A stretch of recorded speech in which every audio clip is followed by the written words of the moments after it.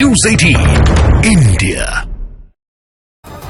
नमस्ते, मैं हूं किशोर अजवाणी। घड़ी इशारा कर रही है 9 बजे रात का वक्त। 100 बात की एक बात का 100 बात की एक बात में आज उत्तराखंड विधानसभा में यूसीसी यानी यूनिफॉर्म सिविल कोड से जुड़ा बिल पेश हो गया, जिसमें सभी धर्म के नागरिकों के संपत्ति और शादी से जुड़े एक जैसे कानून का प्रावधान है।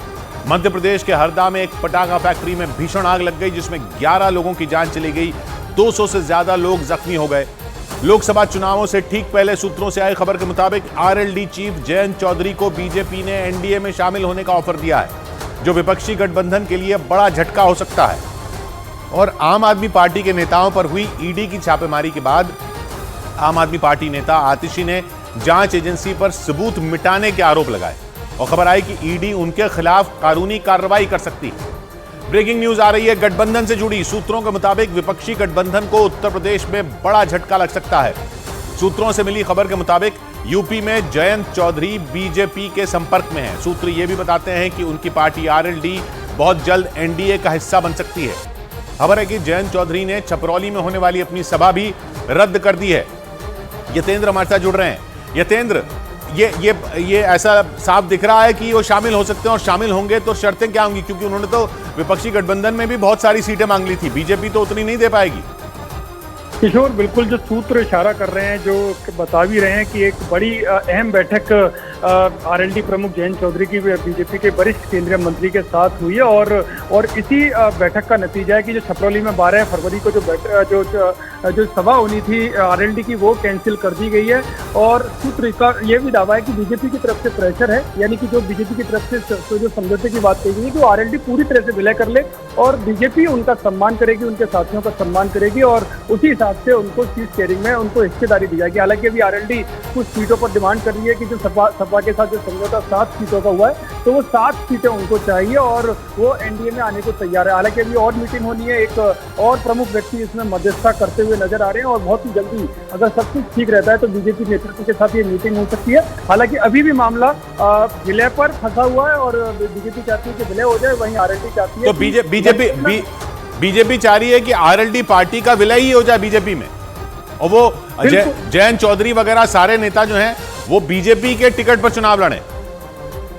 देखिए, बिल्कुल किशोर, बीजेपी का यही कहना है कि आरएलडी का पूरा सम्मान रखा जाए, तो वो बीजेपी में शामिल हो जाए, क्योंकि जिस तरह का माहौल है और इंडिया गठबंधन की जो बात हो रही है बिल्कुल निष्प्रभावी हो चुका है, और बीजेपी उस दिशा में कदम आगे बढ़ा रही है कि इंडिया गठबंधन जो बार बार विपक्षी दलों की बात से कही जा रही है, वो उसका अस्तित्व भी ना रहे, और इस तरह से वो छोटे जो सहयोगी दल है उन सबसे बातचीत कर रही है। और अभी फिलहाल विलय पर बीजेपी बात करना चाहती है। कहीं ऐसा तो नहीं ये जो बातचीत है ये आरएलडी को मोल भाव करने की ताकत दे दे विपक्षी गठबंधन में अखिलेश के साथ? देखिए, राजनीति में हर जो राजनीतिक पार्टियां होती हैं वो सियासी मैदान में हर विकल्प खुले रखती हैं, और ये भी एक मैसेज है। जिस तरह से खबर आई है तो जो 7 सीटें हैं वो अगर बीजेपी के साथ बात नहीं बनती है तो सपा के साथ या कांग्रेस के साथ वो सीटें और बढ़ सकती हैं। लेकिन यहाँ पर फिलहाल जयंत चौधरी के पाले में तो विलय पर जाते हैं, अपनी बात पर अड़े रहते हैं, और उस पर कहीं बीजेपी भी प्रेशर में आ जाती है, तो कहीं उनकी बात मानकर 4 से 5 सीटों पर समझौता हो भी सकता है और एनडीए का वो हिस्सा हो सकता है। लेकिन फिलहाल जो सूत्र बता रहे हैं पॉजिटिव दिशा में बातचीत आगे चल रही है, और बहुत ही जल्दी इस पूरे फॉर्मूले का ऐलान किया जा सकता है। शुक्रिया यतेंद्र आपका। उधर मध्य प्रदेश के हरदा में एक पटाखा फैक्ट्री में भीषण विस्फोट होने से वहां कोहराम मच गया। दिल दहला देने वाले इस हादसे में 11 लोगों की जान चली गई, जबकि 200 से ज्यादा लोग आग में झुलसने की वजह से बुरी तरह घायल हो गए। इस भयानक हादसे का एक दिल दहला देने वाला वीडियो सामने आया। उस वीडियो में धमाके के बाद उस पटाखा फैक्ट्री के परखचे उड़ते नजर आए, और देखकर ऐसा लगा जैसे आसमान से किसी ने उस फैक्ट्री पर कोई ताकतवर बम गिरा दिया हो। जिस तरह बम गिरने से कोई इमारत मलबे के ढेर में बदल जाती है, ठीक उसी तरह धमाके के बाद न सिर्फ फैक्ट्री का नामो निशान मिट गया, बल्कि उसके हिस्से आसमान से गिरते नजर आए। फैक्ट्री में हुए इस धमाके से पहले वहां की एक सड़क से कुछ लोग गुजरते दिखाई दिए। कोई बाइक को धकेलकर वहां से निकलने की कोशिश करता दिखा, तो कोई जान बचाने के लिए वहां से भागता नजर आया। देखकर ऐसा लगा जैसे उन लोगों को यह आभास हो चुका था कि वहां कुछ बड़ा होने वाला है। उस दौरान उस फैक्ट्री से आग का बवंडर और धुएं का गुबार उठता रहा, और फिर चंद सेकंड के अंदर वहां ऐसा धमाका हुआ जिसकी वजह से आसपास का पूरा इलाका दहल गया। ऐसा लगा जैसे धमाके की वजह से वहां कोई जलजला आ गया। धमाके की तीव्रता का अंदाजा इसी बात से लगाया जा सकता है कि सड़क से गुजरने वाले लोग जमीन पर गिर गए। कई बाइक और गाड़ियां भी सड़क पर पलटी दिखाई दी और पटाखा फैक्ट्री में हुए इस धमाके की वजह से वहां भयानक आग लग गई। उसकी वजह से आसपास का पूरा इलाका जलकर राख हो गया। लेकिन फैक्ट्री में हुए धमाके के इस वीडियो को जिस किसी ने भी देखा उसकी रूह कांप गई। और उस पटाखा फैक्ट्री में हुए धमाके की वजह से पूरा इलाका कांप गया। विस्फोट इतना भीषण था कि उसकी आवाज फैक्ट्री से कई किलोमीटर दूर तक सुनाई दी। वहां धमाके की ऐसी आवाज आई कि लोगों के कान के पर्दे हिल गए। विस्फोट के बाद उस पटाखा फैक्ट्री में ऐसी भयानक आग लगी जिसे देखने के बाद लोग खौफ से भर गए। फैक्ट्री से आग के बड़े बड़े बवंडर उठते नजर आए। आग की लपटें आसमान में कई फीट ऊपर उठती दिखी। धुएं के गुबार की वजह से पूरा इलाका ही मानो काला पड़ गया। देखकर ऐसा लगा जैसे वहां कोई ज्वालामुखी फटा हो और वो लगातार आग की लपटें, राख और धुआं उगल रहा हो। फैक्ट्री में लगी आग की लपटें मानो सब कुछ जला देने पर उतारू दिखाई दी। इस भयानक मंजर को जिस किसी ने भी देखा वो दहशत से भर गया, क्योंकि आग लगने के बाद उस पटाखा फैक्ट्री में एक के बाद एक कई धमाके होते रहे और उन धमाकों से पूरा इलाका काफी देर तक थर्राता रहा। बताया गया कि हरदा जिले के बैरागढ़ गांव में मौजूद इस फैक्ट्री में सुबह करीब 11 बजे आग लगी थी। लोगों ने दावा किया कि धमाके की वजह से सड़क से गुजरने वाले कई लोग तो गाड़ियों के साथ हवा में उछल गए और इसी वजह से कुछ देर तक उन लोगों को यह समझ ही नहीं आया कि वहां हुआ तो हुआ क्या, क्योंकि धमाके की तेज आवाज से आसपास का इलाका मानो सुन्न पड़ गया। हालांकि पटाखा फैक्ट्री में आग कैसे लगी इसका पता नहीं चल सका, लेकिन इस पटाखा फैक्ट्री में हुए धमाके से वहां हाहाकार मच गया। फैक्ट्री में हुए इस हादसे के बाद का एक वीडियो भी सामने आया। उस वीडियो में फैक्ट्री में धमाका होने के बाद कई लोग जान बचाने के लिए वहां से भागते नजर आए, जबकि फैक्ट्री की तरफ मोटरसाइकिल से जाने वाले कुछ लोग डर की वजह से बाइक घुमाकर वहां से भाग खड़े हुए। उस दौरान फैक्ट्री में लगातार जोरदार धमाके होते रहे। दावा किया गया कि धमाकों की आवाज 40 किलोमीटर दूर तक सुनी गई और लोगों को भूकंप जैसे झटके महसूस हुए। इसी तरह के एक दूसरे वीडियो में फैक्ट्री के नजदीक एक सड़क पर धमाके की वजह से कई बाइक और स्कूटर सवार लोग गिरे दिखाई दिए। वहां मौजूद कुछ लोग सड़क पर गिरे लोगों की मदद करते नजर आए। यही नहीं, सड़क से गुजरने वाली कुछ गाड़ियां आपस में टकरा गईं, उनके शीशे चकनाचूर हो गए। इस दौरान कुछ लोग एक कार में लगी आग को बुझाते भी नजर आए।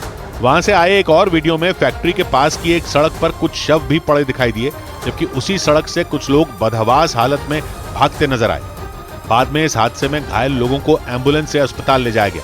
और उस पटाखा फैक्ट्री में हुए धमाके के बाद आसपास मौजूद 60 से ज्यादा घर उसकी चपेट में आ गए। इसी वजह से प्रशासन ने आसपास मौजूद 100 से ज्यादा मकानों को खाली करा लिया। आग बुझाने के लिए हरदा के आसपास मौजूद 7 जिलों की फायर ब्रिगेड की टीम को भी बुला लिया गया, क्योंकि फैक्ट्री में लगी आग इतनी विकराल हो चुकी थी कि उसे बुझा पाना किसी चुनौती से कम नहीं था। फैक्ट्री में पटाखे बनाए जाते थे और इसीलिए वहां बड़ी मात्रा में बारूद रखा था। दावा किया गया कि इसी वजह से आग चंद सेकंड के अंदर पूरी फैक्ट्री में फैल गई और धमाके की वजह से वहां कोहराम मच गया। इसका एक वीडियो भी सामने आया और उसमें आग लगने के बाद फैक्ट्री में रखे पटाखे एक साथ जलते दिखाई दिए। पटाखों के जलने की आवाज दूर तक सुनाई दी।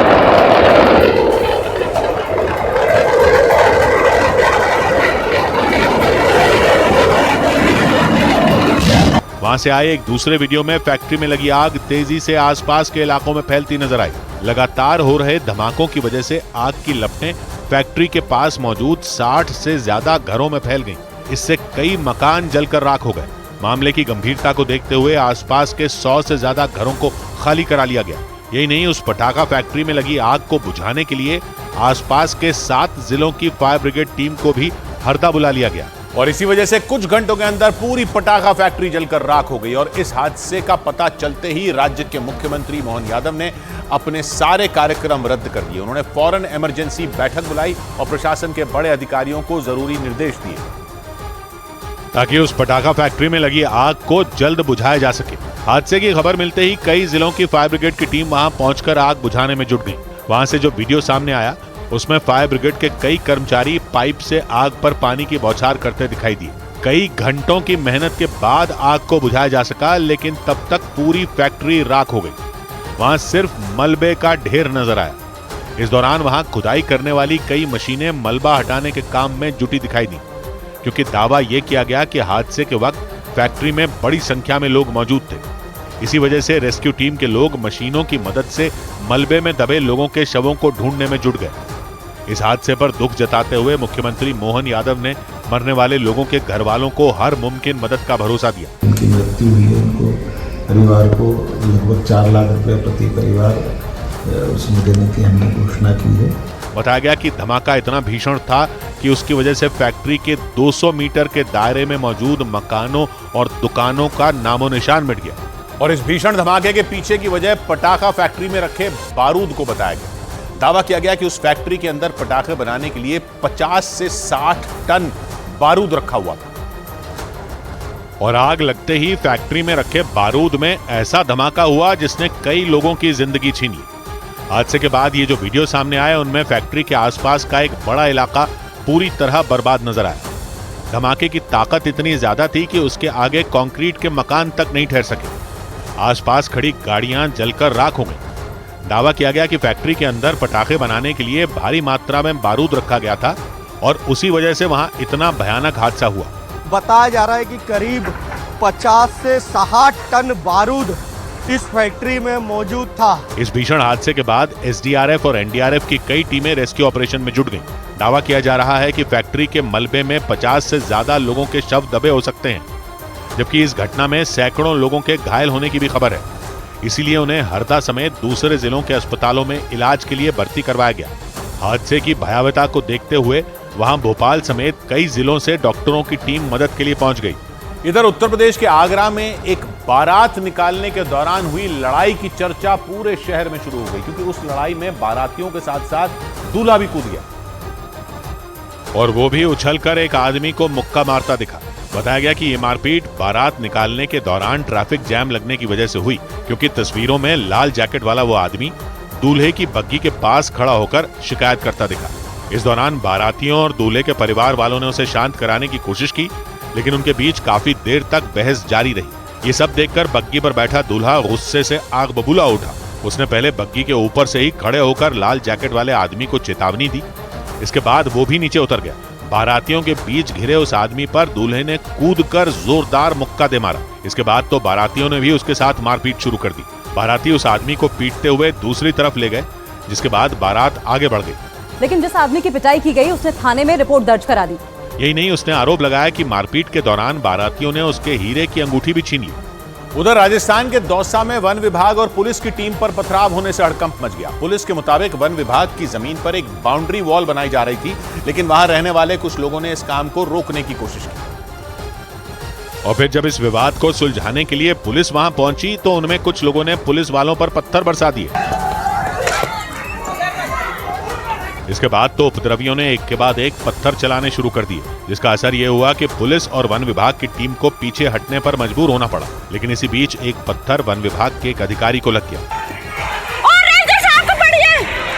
इसके बाद तो वहां जबरदस्त बवाल मच गया, क्योंकि उपद्रवियों ने जब पत्थर बरसाने शुरू किए तो फिर वो रुके ही नहीं। कोई छत से पत्थर मारता दिखा तो किसी ने सड़क से निशाना लगाकर वार किया, और उनके पत्थरों से बचने के लिए पुलिस वालों को जहां तहां छिपना पड़ा। हालांकि वो लोग बाज नहीं आए और हाथों में पत्थर लेकर आगे बढ़ते गए। इस दौरान कई लोग तो पुलिस वालों के बेहद करीब तक आ गए और उन्हें चुन चुन कर पत्थर मारने लगे। और अचानक हुए इस हमले से वहां पहुंची पुलिस और वन विभाग की टीम सकते में आ गई, क्योंकि उन्हें इस बात का जरा भी अंदाजा नहीं था कि उन पर अचानक इस तरह का हमला हो सकता है। और जैसे ही वहां पत्थरबाजी हुई, सब हैरत में पड़ गए। इस दौरान वहां मौजूद कई पुलिस वालों और वन विभाग के अधिकारियों को चोट आई। पत्थर लगने की वजह से वन विभाग के एक अधिकारी का तो सिर तक फट गया। हमारी बात नहीं मानी, सुबह आधे 1 घंटे बाद में लोगों ने पकड़ाव चालू कर दिया। आरोप लगाया गया कि वन विभाग की जमीन पर बाउंड्री वॉल बनाने का काम जारी था, लेकिन उन लोगों ने इस काम को रोका और वहां लगे मजदूरों से मारपीट भी की। इसी के बाद पुलिस और वन विभाग की टीम वहां समझौता कराने पहुंची थी, लेकिन उन लोगों ने पुलिस की बात समझने के बजाय हंगामा कर दिया और फिर वहां पथराव कर दिया। हालांकि इस मामले में कई लोगों के खिलाफ शिकायत दर्ज कर उनकी तलाश तेज कर दी गई। इस बीच बिहार के भोजपुर में सरेआम हुई लूट की एक वारदात ने लोगों को खौफ से भर दिया। वहां 3 नकाबपोश बदमाशों ने गैस कटर की मदद से एटीएम को काटकर उसमें मौजूद करीब 7 लाख रुपए लूटे और वहां से फरार हो गए। और उन तीनों बदमाशों ने लूट की वारदात को बड़े ही आराम से अंजाम दिया। नकाब पहने वो बदमाश तस्वीरों में एक एक कर एटीएम रूम के अंदर घुसते नजर आए। उनमें लाल जैकेट पहने एक बदमाश ने वहां घुसने के दौरान ही स्प्रे छिड़क दिया, यहां तक कि वो एटीएम के आसपास भी स्प्रे छिड़कता दिखाई दिया। इसके बाद वो तीनों बदमाश मिलकर गैस कटर से एटीएम काटने में जुट गए। उनमें एक बदमाश फर्श पर बैठकर एटीएम के निचले हिस्से को काटता दिखा और लाल जैकेट पहने बदमाश ने एटीएम के ऊपरी हिस्से को काटने की कोशिश की। इस दौरान वहां चिंगारी भड़कती नजर आई, लेकिन वो बदमाश बेखौफ होकर बड़े ही इत्मीनान से एटीएम काटते रहे। ऐसा लगा मानो वहां कोई मशीन बनाने के दौरान वेल्डिंग की जा रही हो और वो बदमाश नहीं बल्कि वेल्डिंग का काम करने वाले हों, क्योंकि वो बिना घबराए 10 मिनट से ज्यादा देर तक एटीएम काटने में जुटे रहे। और ऐसे में यह माना जा रहा है कि लूट की वारदात को अंजाम देने के लिए उन्होंने काफी तैयारी की और उन्होंने इसका भी पूरा ख्याल रखा कि वो पकड़े न जाएं। इसके लिए वो पूरी सावधानी के साथ उस एटीएम रूम में घुसे, क्योंकि वो बदमाश अपने हाथों में दस्ताने पहने नजर आए और आपस में बात करते हुए एटीएम काटते रहे। इस बीच दूसरा बदमाश भी नीचे बैठकर काफी जद्दोजहद करता दिखा और लाल जैकेट पहना बदमाश उसे कुछ कहता दिखाई दिया। तभी उसने लोहे की रॉड से एटीएम पर जोर से हमला कर दिया, लेकिन वो उसे तोड़ने में नाकाम रहा। कुछ ही देर बाद गेट के पास खड़ा उसका साथी भी मदद करने के लिए वहां पहुंच गया और तीनों ने एटीएम से रुपए निकालने के लिए जी जान लगा दी। तीनों एक साथ लोहे की रॉड से एटीएम तोड़ते दिखे। इसके काफी देर बाद वो कामयाब हुए और करीब 7 लाख रुपए कैश लेकर भाग निकले। बताया गया कि एटीएम काटने के साथ उन्होंने वहां तोड़फोड़ भी की। उधर मध्य प्रदेश के रतलाम में एक एसडीएम पर किसानों से गाली गलौज करने का आरोप लगा। एक रोज पहले जमीन अधिग्रहण के बाद मिले मुआवजे को कम बताते हुए गुस्साए किसान प्रदर्शन कर रहे थे और उन्हें समझाने के लिए एसडीएम अपनी टीम के साथ वहां पहुंचे, लेकिन किसानों के साथ उनकी बहस हो गई। किसानों ने आरोप लगाया कि रेलवे की तरफ से मिले मुआवजे का विरोध कर रहे किसानों को एसडीएम ने गाली दी। सोशल मीडिया पर वायरल इस घटना के वीडियो में गुस्से में तमतमाए एसडीएम किसानों से बहस करते नजर आए। हालांकि सोशल मीडिया पर गाली गलौज का वीडियो वायरल होने के बाद एसडीएम ने अपनी गलती मान ली। फ्रस्ट्रेशन में कोई गलत शब्द निकल गया होगा। रतलाम नीमच रेल लाइन के दोहरीकरण के लिए किसानों की जमीन का अधिग्रहण किया गया था, लेकिन बड़ायला 84 गांव के 27 किसानों ने कम मुआवजे का आरोप लगाकर रेलवे का काम रोक दिया। उसी सिलसिले में एसडीएम अनिल भाना वहां पहुंचे थे। इस बीच दिल्ली में आम आदमी पार्टी के कई नेताओं पर ईडी ने बड़ा एक्शन लिया। दिल्ली में आम आदमी पार्टी के राज्यसभा सांसद एनडी गुप्ता और मुख्यमंत्री अरविंद केजरीवाल के निजी सचिव विभव कुमार समेत कई नेताओं के घर ईडी ने छापेमारी। ईडी ने मनी लॉन्ड्रिंग मामले में आम आदमी पार्टी नेताओं के 10 से ज्यादा ठिकानों पर कार्रवाई की। डीएमके के सांसदों ने तमिलनाडु में आपदा से निपटने के लिए केंद्र से फंड न मिलने का आरोप लगाया और इस मुद्दे पर संसद की कार्यवाही के दौरान सदन से वॉकआउट कर दिया। प्रधानमंत्री ने गोवा की राजधानी पणजी में ओएनजीसी यानी oil and natural gas corporation के सी सर्वाइवल सेंटर समेत कुल 1330 करोड़ रुपए से ज्यादा की परियोजनाओं का उद्घाटन किया। इस सेंटर में समुद्री रेस्क्यू ऑपरेशन के लिए ट्रेनिंग दी जाएगी। इसके बाद प्रधानमंत्री ने वहां एनर्जी वीक 2024 कार्यक्रम का भी शुभारंभ किया। उधर पाकिस्तान में चुनाव से पहले आतंकी संगठनों ने कई शहरों में खुलेआम रैलियां करना शुरू कर दी। पाकिस्तान में 8 फरवरी को चुनाव होने वाले हैं और दावा है कि वहां करीब 100 से ज्यादा आतंकी चुनाव मैदान में उतरे। माना जा रहा है कि ऐसे ही एक आतंकी की जीत पक्की करने के लिए पाकिस्तान के कब्जे वाले कश्मीर के रावलाकोट में एक रैली निकाली गई और उस रैली में कई नकाबपोश हाथों में बड़ी बड़ी बंदूकें लिए नजर आए। दुनिया भर में वोट मांगने के लिए नेता जनता के सामने हाथ जोड़े नजर आते हैं। वो विकास के वादे करते हैं, लेकिन पाकिस्तान में ऐसा कुछ भी नहीं दिखाई दिया, क्योंकि वहां तो खूंखार आतंकी चुनावी मैदान में उतरे हैं और उनके लिए वोट मांगने का काम भी उन्हीं के शागिर्दों को सौंपा गया। इस दौरान पीओके के रावलाकोट में हुई उस रैली में आतंकी संगठनों से जुड़े लोग जनता को डरा धमकाकर उनसे वोट मांगते नजर आए। वहां के लोगों ने आरोप लगाया कि उन्हें चुनाव में खड़े आतंकियों को वोट देने की धमकियां दी गई और उन्हें ये चेतावनी दी गई कि अगर उन्होंने ऐसा न किया तो उनकी जान भी जा सकती है। मतलब आतंकियों ने यह साफ कर दिया कि अगर पाकिस्तान के लोगों ने चुनाव में खड़े उनके समर्थकों को वोट न दिया तो उनके लिए मुश्किल खड़ी हो सकती है। हालांकि पाकिस्तान में आतंकियों का चुनावी मैदान में उतरना कोई नई बात नहीं है, लेकिन उनके लिए बाकी आतंकियों का इस तरह से खुलेआम हथियार लहराते हुए वोट मांगना दुनिया भर में चर्चा का मुद्दा बन गया। इस दौरान वो लोग न सिर्फ राजनीतिक पार्टियों बल्कि आतंकी संगठनों के झंडे भी लहराते दिखे। ये रैली जहां से गुजरी उस पूरे इलाके में मानो कर्फ्यू लग गया। वहां की सड़कों को खाली करा दिया गया और दुकानों के शटर गिरा दिए गए। पाकिस्तान में 8 फरवरी को होने वाले चुनाव को लेकर बड़ी गहमागहमी है। आरोप है कि इस बार वहां के चुनाव में आतंकियों का बोलबाला है, क्योंकि पाकिस्तानी मीडिया की एक रिपोर्ट के मुताबिक इस बार वहां 100 से ज्यादा आतंकी चुनाव मैदान में उतरे हैं। और डर इस बात का है कि अगर ये आतंकी चुनाव जीत गए तो पाकिस्तान में बंदूक का राज हो जाएगा।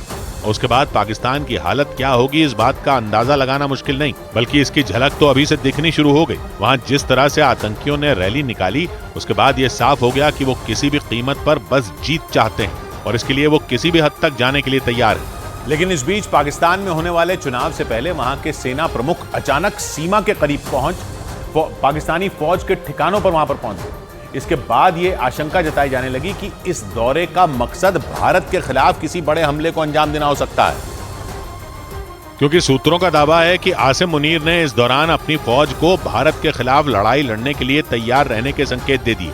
सीमा के नजदीक मौजूद पाकिस्तानी सेना के ठिकानों पर पहुंचे आसिम मुनीर ने वहां मौजूद फौजियों से काफी देर तक बातचीत की। इसके अलावा वो आसपास के कई लोगों से भी मिले। सूत्रों के मुताबिक पाकिस्तान भारत के जम्मू कश्मीर में किसी बड़े हमले की प्लानिंग में जुटा है। वो इसके लिए ड्रोन या फिर आत्मघाती हमलावरों का सहारा भी ले सकता है। और माना जा रहा है कि इसी प्लान पर मुहर लगाने के लिए आसिम मुनीर फौज के अड्डे पहुंचे। और दावा तो ये भी है कि उन्होंने इस प्लान पर मोहर भी लगा दी। सूत्रों का मानना है कि इस दौरान आसिम मुनीर ने भारत पर कश्मीर को कब्जे में लेने का आरोप लगाया। हालांकि पाकिस्तानी सेना प्रमुख के इस दौरे पर भारतीय सुरक्षा एजेंसियों ने पैनी नजर बनाई हुई थी, क्योंकि भारतीय सुरक्षा एजेंसियों को पहले से ही ये शक था कि पाकिस्तान की फौज वहां की सरकार के इशारे पर इस तरह की हरकतें कर सकती है।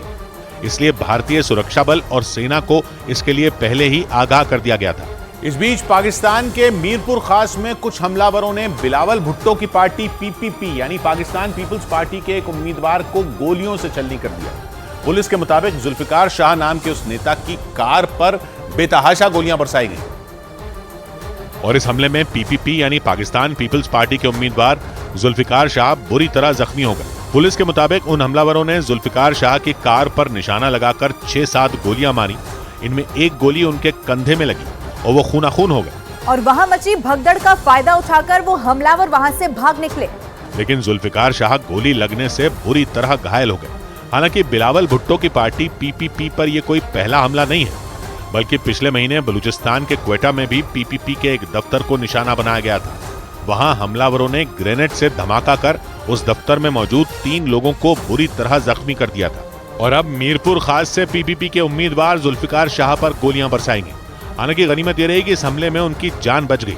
इसके बाद उन्हें कराची में भर्ती करा दिया गया, जहां पहुंचकर बिलावल भुट्टो ने उनसे मुलाकात की। इस दौरान उन्होंने पुलिस से इस मामले में सख्त से सख्त एक्शन लेने की अपील भी की। इधर उत्तराखंड विधानसभा में यूनिफॉर्म सिविल कोड का बिल पेश कर दिया गया। उत्तराखंड विधानसभा में यह बिल पास होने के बाद इसे राज्यपाल के पास भेजा जाएगा। बीजेपी ने विधानसभा चुनाव के दौरान वादा किया था कि सरकार बनने पर वो यूनिफॉर्म सिविल कोड का बिल लाएगी। और मुख्यमंत्री पुष्कर सिंह धामी ने वो वादा पूरा करते हुए विधानसभा में यूनिफॉर्म सिविल कोड का बिल पेश कर दिया। उन्होंने जैसे ही बिल पेश किया, सत्ता पक्ष के विधायकों ने वंदे मातरम के नारे लगाए। इससे पहले जब धामी सदन में पहुंचे तो उनके हाथ में भारत के संविधान की कॉपी नजर आई। उत्तराखंड के वित्त मंत्री प्रेमचंद अग्रवाल भी उनके साथ साथ चले। धामी के बिल पेश करने के बाद उन्होंने चर्चा में भी हिस्सा लिया और राम मंदिर के मुद्दे का जिक्र करते हुए कांग्रेस पर निशाना साधा। इस पर कांग्रेस के विधायकों ने सदन में जय सिया राम के नारे लगाए। ये नारेबाजी उत्तराखंड विधानसभा में यूनिफॉर्म सिविल कोड पर चर्चा के दौरान हुई। धामी सरकार ने इसे समान नागरिक संहिता उत्तराखंड 2024 बिल नाम दिया। बिल के पास होते ही शादी और जायदाद जैसे मुद्दों पर राज्य के हर समुदाय के नागरिकों पर एक जैसा कानून लागू हो जाएगा। लेकिन उत्तराखंड विधानसभा में यह बिल पेश होते ही सियासत गर्मा गई। समाजवादी पार्टी के सांसद एसटी हसन ने तो खुलकर इस बिल का विरोध किया और बीजेपी पर बिल के बहाने सियासत करने का आरोप लगाया। पोलराइज करने के लिए लाया जाए, हिंदू मुसलमान करके आप कानून कितने बना लें, हम कुरान को मानेंगे। लेकिन बीजेपी ने उत्तराखंड सरकार की इस पहल की तारीफ की। मैं इसका स्वागत करती हूँ और यूनिफॉर्म सिविल कोड तो भारत की कोई भी महिला जो है वो इसका स्वागत ही करेगी। उत्तराखंड के यूनिफॉर्म सिविल कोड बिल का ड्राफ्ट 2.5 लाख लोगों के सुझाव पर तैयार किया गया। लेकिन उत्तराखंड के इस बिल में लिव इन रिलेशनशिप से जुड़े प्रावधान नए सियासी बवाल की वजह बन गए। कांग्रेस ने इन नियमों को भारतीय संस्कृति का अपमान करने वाला बता दिया और आरोप लगाया कि उत्तराखंड की सरकार लिव इन रिलेशनशिप को कानूनी जामा पहनाना चाहती है। क्या भारत की ये संस्कृति है कि लिविंग रिलेशनशिप को आप कानूनी दर्जा देंगे? ये निंदनीय है। उत्तराखंड की विधानसभा में पेश किए गए यूनिफॉर्म सिविल कोड में लिव इन रिलेशनशिप पर कुछ अहम प्रावधान। इनके मुताबिक बिना शादी के साथ रहने वाले जोड़ों को यानी लिव इन रिलेशनशिप में रहने वाले लोगों को सरकार के पास रजिस्ट्रेशन करवाना होगा। अगर लिव इन रिलेशनशिप से कोई संतान पैदा होती है तो उसे माता पिता का नाम देना भी जरूरी हो जाएगा। हालांकि बीजेपी का मानना है कि वो एक देश एक संविधान के रास्ते पर बढ़ रही है, जिसकी शुरुआत उत्तराखंड से हुई है। उत्तराखंड के यूसीसी में शादी के 1 साल तक तलाक पर रोक, 1 से ज्यादा शादियों पर रोक और संपत्ति के बंटवारे में बेटों और बेटियों को बराबर हक जैसे कई अहम प्रावधान हैं। और उत्तर प्रदेश के उधर मुख्यमंत्री केशव प्रसाद मौर्य ने यूपी में भी यूसीसी लागू करने का संकेत दे दिया। गोवा और उत्तराखंड के बाद अब उत्तर प्रदेश में यूसीसी यानी यूनिफॉर्म सिविल कोड लागू हो सकता है। उत्तर प्रदेश के उप मुख्यमंत्री केशव प्रसाद मौर्य ने सोशल मीडिया पर पोस्ट कर ऐलान किया कि उत्तर प्रदेश में भी सही समय पर यूसीसी लाया जाएगा। बीजेपी अध्यक्ष जेपी नड्डा 12 फरवरी को बीजेपी किसान मोर्चा की गांव परिक्रमा यात्रा को हरी झंडी दिखाएंगे। उत्तर प्रदेश के मुजफ्फरनगर से ये यात्रा शुरू की जाएगी। बीजेपी ने इस यात्रा के जरिए 2 लाख गांवों तक पहुंचने का लक्ष्य रखा है। अरुणाचल प्रदेश के मुख्यमंत्री पेमा खांडू अपनी कैबिनेट के मंत्रियों के साथ अयोध्या पहुंचे। उन सभी ने रामलला के दर्शन किए। इससे पहले अयोध्या एयरपोर्ट पर उनका भव्य स्वागत किया गया। काफी एक इमोशनल फीलिंग हो रहा है यहाँ आके। उधर कैरिबियाई देश हेती में प्रधानमंत्री अरियल ऑनरी के इस्तीफे की मांग पर बवाल हो गया। वहां हुए प्रदर्शन में विपक्ष के नेता भी शामिल हुए और प्रदर्शनकारियों के साथ सड़कों पर उतर आए। और कैरिबियाई देश हेती की राजधानी पोर्ट-ओ-प्रांस में खूब बवाल किया। जगह जगह टायर जलाए गए और उन जलते हुए टायरों से रास्ते ब्लॉक कर दिए गए। प्रदर्शनकारियों ने हेती की राजधानी में उन रास्तों को टारगेट किया जो बैंक, स्कूलों और सरकारी दफ्तरों तक जाते हैं। उन्होंने आगजनी करके उन रास्तों को ब्लॉक कर दिया। प्रदर्शनकारियों को रोकने के लिए पुलिस ने भी आंसू गैस के गोले छोड़े और उसके ऐसा करते ही अफरा तफरी मच गई। प्रदर्शनकारियों के अलावा दूसरे लोग भी यहाँ वहां भागे। इनमें मीडिया के लोग भी शामिल थे।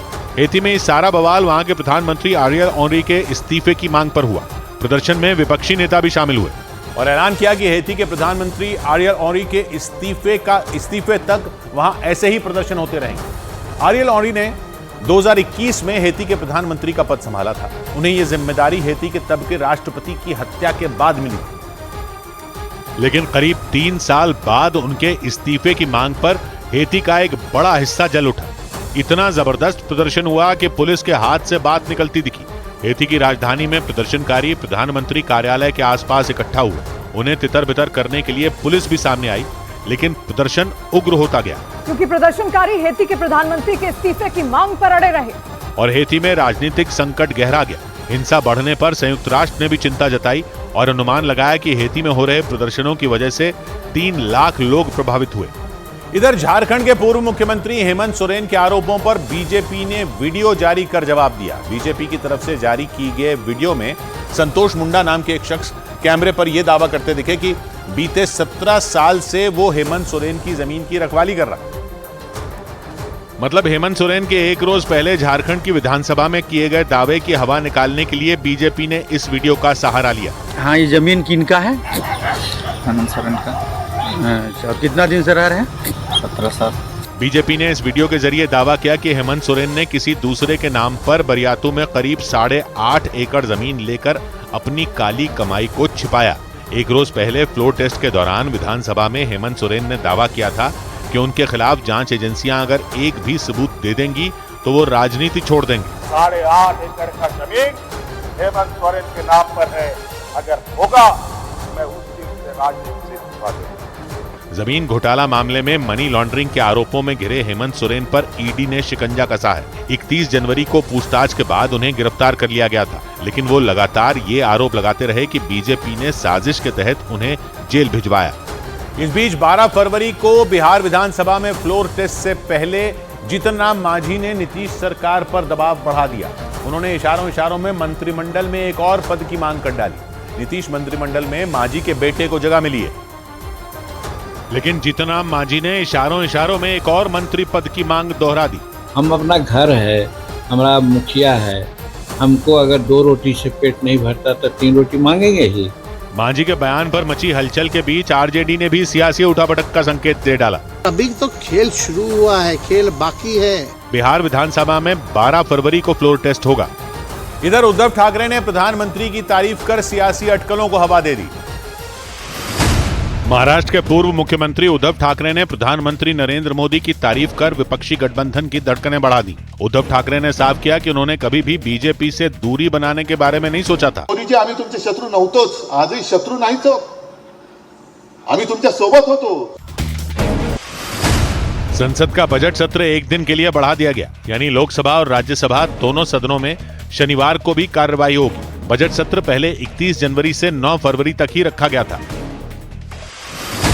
राज्यसभा में बीजेपी सांसद अशोक वाजपेयी ने देश में ईश निंदा कानून बनाने की मांग उठाई। उन्होंने 100 से ज्यादा देशों में इस तरह के कानून के लागू होने का हवाला भी दिया। अशोक वाजपेयी ने हिंदू देवी देवताओं का अपमान करने वालों पर एक्शन लेने की मांग की। अराजक तत्वों का मनोबल बढ़ा है, इसलिए ईश निंदा कानून सरकार लाए। उधर अमेरिका के फिलाडेल्फिया में पुलिस और एक संदिग्ध के बीच हुई गोलीबारी का डरा देने वाला एक वीडियो सामने आया। अमेरिका के मीडिया के मुताबिक फायरिंग की एक घटना को लेकर पुलिस को उस संदिग्ध की लंबे वक्त से तलाश थी, और जब पुलिस वालों ने उसे एक दुकान में घेर लिया तो उसने उन पर हमला कर दिया। तस्वीरों में दिखा कि 2 पुलिस वाले उस संदिग्ध से पूछताछ करने के लिए पहुंचे। कुछ सवाल जवाब के बाद एक पुलिस वाले ने उसे घुटनों के बल बैठने को कहा, लेकिन वो तैयार नहीं हुआ। उसने पुलिस वालों को धकेल कर वहां से निकलने की कोशिश की, लेकिन दोनों पुलिस वालों ने उसे पूरी ताकत से दबोच लिया। एक ने टांग अड़ाकर उसे जमीन पर गिरा दिया, लेकिन बताया गया कि इसी दौरान आरोपी ने पिस्तौल निकालकर सामने वाले पुलिसकर्मी के पैर में गोली मार दी। उसकी इस हरकत ने दूसरे पुलिस वाले को गुस्से से भड़का दिया। उसने अपनी बंदूक निकाली और आरोपी की कमर से सटाकर चला दी। अमेरिका के मीडिया के मुताबिक गोली लगने से उस आरोपी की वहीं मौत हो गई। इस बीच पश्चिमी अफ्रीका के देश सेनेगल में चुनावों में हुई देरी की वजह से जमकर प्रदर्शन हुआ। बताया गया कि प्रदर्शन की वजह से वहां गृह युद्ध जैसे हालात पैदा हो गए, क्योंकि सैकड़ों लोग सड़कों पर उतर आए और सरकार के खिलाफ प्रदर्शन किया। प्रदर्शनकारियों ने वहां की राजधानी डक्कार की सड़कों पर जमकर आगजनी की।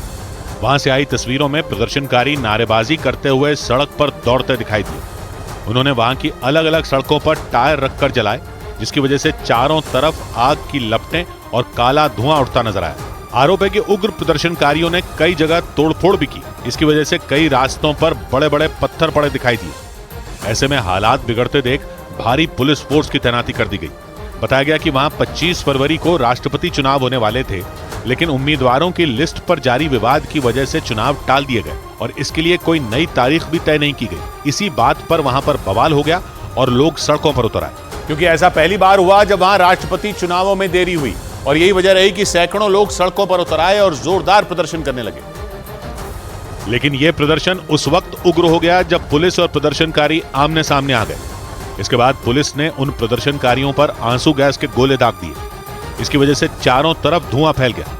वहां से आई तस्वीरों में सड़क के एक तरफ भारी पुलिस फोर्स नजर आई तो दूसरी तरफ कई प्रदर्शनकारी खड़े दिखाई दिए। प्रदर्शनकारी पुलिस के सामने लगातार नारेबाजी करते रहे। बताया गया कि उनकी तरफ से की गई आगजनी और तोड़फोड़ की वजह से कई रास्ते बंद करने पड़े। पुलिस के मुताबिक रास्ता ब्लॉक करने और आगजनी करने के आरोप में उन्होंने कई लोगों को गिरफ्तार कर लिया। इधर कर्नाटक के मुख्यमंत्री सिद्धरमैया के खिलाफ 2 साल पुराने मामले में कोर्ट ने सख्त रुख अपनाया। कर्नाटक हाईकोर्ट ने एक विरोध प्रदर्शन के दौरान सड़क जाम करने के मामले में मुख्यमंत्री सिद्धरमैया पर 10,000 रुपए का जुर्माना लगा दिया। उनके अलावा कांग्रेस के कई नेताओं पर भी इतना ही जुर्माना लगाया गया। इसके साथ ही कोर्ट ने अगली सुनवाई में इन सभी नेताओं को पेश होने का भी निर्देश दिया। ये मामला अप्रैल 2022 से जुड़ा है। उस वक्त सिद्धरमैया समेत कई नेताओं के खिलाफ सड़क जाम करने पर केस दर्ज किया गया था। मायावती की पार्टी बीएसपी के सांसद मलूक नागर ने पश्चिमी उत्तर प्रदेश को अलग राज्य बनाने की मांग। उन्होंने लोकसभा में यह मुद्दा उठाया। लोकसभा चुनाव के लिए बीजेपी ने अपनी एक एड फिल्म 8 अलग अलग भाषाओं में जारी कर दी। सपने नहीं हकीकत बुनते हैं तभी मोदी को चुनते हैं नाम की इस एड फिल्म में केंद्र की योजनाओं के बारे में जानकारी दी गई। इस बीच उत्तर प्रदेश के आगरा में एक दवा फैक्ट्री में आग लगने से हड़कंप मच गया। उस फैक्ट्री में जब आग भड़की तो वहां करीब 1500 कर्मचारी मौजूद थे। हालांकि वो वक्त रहते वहां से भागने में कामयाब रहे, लेकिन मुसीबत तब बढ़ गई जब आग उस दवा फैक्ट्री में रखे केमिकल के ड्रमों तक पहुंच गई, जिसके बाद वो बेकाबू हो गई। भयंकर आग ने फैक्ट्री के ऊपरी हिस्से में लगे टिन शेड को भी पिघला कर रख दिया। बताया गया कि फैक्ट्री के जिस हिस्से में आग भड़की वहां दवाओं की पैकिंग के लिए गत्ते और बोतलें रखी गई थी। यही वजह रही कि कुछ ही देर में आग ने उस फैक्ट्री के एक बड़े हिस्से को अपनी गिरफ्त में ले लिया। सूचना मिलने पर पहुंचे दमकल कर्मी आग पर पानी की बौछार करते दिखे। बताया गया कि उस दवा फैक्ट्री में वेल्डिंग का काम चल रहा था। इसी दौरान चिंगारी फैलने की वजह से आग भड़क गई। जानकारी के मुताबिक जिस वक्त आग लगी उस वक्त फैक्ट्री में करीब 1500 कर्मचारी मौजूद थे। उन्होंने आग बुझाने की कोशिश भी की, लेकिन जब आग बेकाबू हो गई तो वो वहां से भाग निकले। हालांकि बाद में दमकल कर्मियों ने करीब 2 घंटे की मेहनत के बाद उसे बुझा दिया। इस भीषण आग में उस फैक्ट्री में रखा लाखों का माल जलकर राख हो गया। गनीमत ये रही कि इस हादसे में किसी के भी घायल होने की खबर नहीं आई। इधर मध्य प्रदेश के निवाड़ी में उस वक्त हड़कंप मच गया जब कई दबंगों ने वहां सरेआम फायरिंग कर दी। बताया गया कि मामूली विवाद में उन लोगों ने वहां जमकर उत्पात मचाया और तस्वीरों में दिखा कि उन दबंगों ने डंडों से हमला किया और सरेआम गोलियां चलाईं। वो लोग वहां एक कार और एक मोटरसाइकिल पर सवार होकर पहुंचे। कार की अगली सीट पर बैठे शख्स के हाथ में पिस्तौल नजर आई, जबकि बाकी लोग डंडे लिए दिखाई दिए। वहां पहुंचते ही उन्होंने सड़क के किनारे मौजूद शराब की एक दुकान पर हमला बोल दिया। इस दौरान एक आदमी उनकी पकड़ से दूर भागता दिखाई दिया, जबकि एक आदमी ने डंडे के साथ ही उन पर पलटवार कर दिया। हालांकि कुछ ही देर में वो भी वहां से भाग निकला।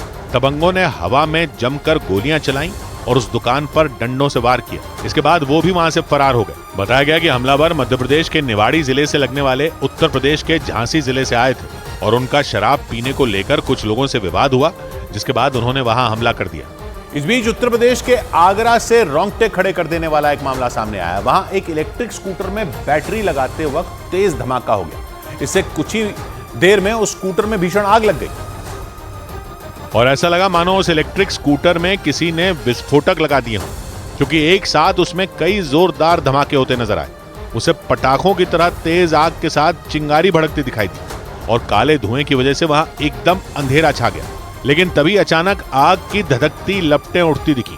ऐसा लगा जैसे किसी ने उस स्कूटर पर पेट्रोल डालकर आग लगा दी हो। इस बीच वहां 2 लड़के आए और उनमें एक लड़के ने उस स्कूटर को खींचकर बाहर निकालने की कोशिश की और वहां मौजूद दूसरा लड़का उस स्कूटर के पास खड़ी मोटरसाइकिल को हटाता नजर आया। इस दौरान दोनों लड़के घबरा गए, क्योंकि वहां एक कार भी खड़ी थी। इसलिए वो लड़का आग बुझाने में जुट गया, लेकिन आग और भड़क गई। लेकिन दोनों लड़कों ने हार नहीं मानी और उस स्कूटर को आगे से धक्का देते हुए किसी तरह उसे सड़क पर ले गए और स्कूटर से दूर भाग निकले। इसके बाद वो स्कूटर आग का गोला बन गया। इधर कांग्रेस के ऐलान से पहले ही कमलनाथ के बेटे ने छिंदवाड़ा से चुनाव लड़ने की घोषणा कर दी। विपक्षी गठबंधन में खींचतान के बीच कमलनाथ के बेटे नकुल नाथ ने ऐलान कर दिया कि अगर उनके पिता छिंदवाड़ा से खड़े नहीं हुए तो वो इस सीट से फिर लोकसभा का चुनाव लड़ेंगे। इसके बाद कमलनाथ ने कांग्रेस की घोषणा से पहले ही नकुल नाथ के छिंदवाड़ा से चुनाव लड़ने की घोषणा कर दी। छिंदवाड़ा को कमलनाथ का गढ़ माना जाता है। हरियाणा के मुख्यमंत्री मनोहर लाल खट्टर ने ओलावृष्टि से हुए फसलों के नुकसान पर मुआवजा देने का ऐलान किया। घोषणा के मुताबिक फसलों का सर्वे कराए जाने के बाद किसानों को मुआवजा दिया जाएगा। दिल्ली में बीजेपी के राष्ट्रीय अध्यक्ष जेपी नड्डा और केंद्रीय गृह मंत्री अमित शाह ने वरिष्ठ नेता लालकृष्ण आडवाणी से मुलाकात की। लालकृष्ण आडवाणी को भारत रत्न दिए जाने की घोषणा पर दोनों नेताओं ने उन्हें शुभकामनाएं दी। उधर अमेरिका में रंगभेद के करीब 4 साल पुराने एक मामले का समझौता करीब 16 करोड़ रुपए, भारतीय रुपयों के हिसाब से 16 करोड़ रुपए में हुआ।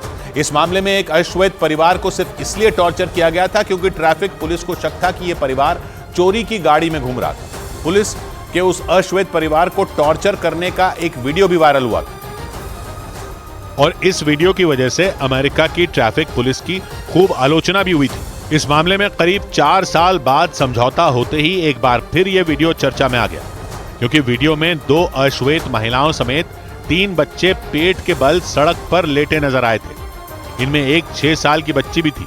इस बच्ची को पुलिस वालों ने इसकी 2 बहनों के साथ सड़क पर पेट के बल लिटा दिया था। बीच सड़क पर किया गया ये टॉर्चर ये बच्चे झेल नहीं पाए थे। वो इसी हालत में सड़क पर पड़े पड़े रोने लगे थे।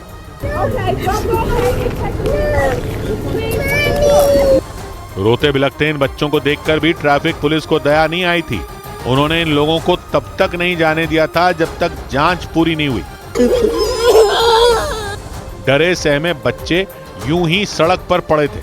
ये देखकर वो अश्वेत महिला भड़क उठी थी क्योंकि ट्रैफिक पुलिस का शक बेबुनियाद था और उसने गाड़ी नहीं चुराई थी। लेकिन ट्रैफिक पुलिस ने उसकी बात नहीं सुनी। उसने गाड़ी में सवार सभी लोगों को उतार कर सड़क पर लेटा दिया, उनसे पूछताछ, गाड़ी के पेपर चेक की। जांच पूरी होने के बाद ही इन लोगों को छोड़ा था।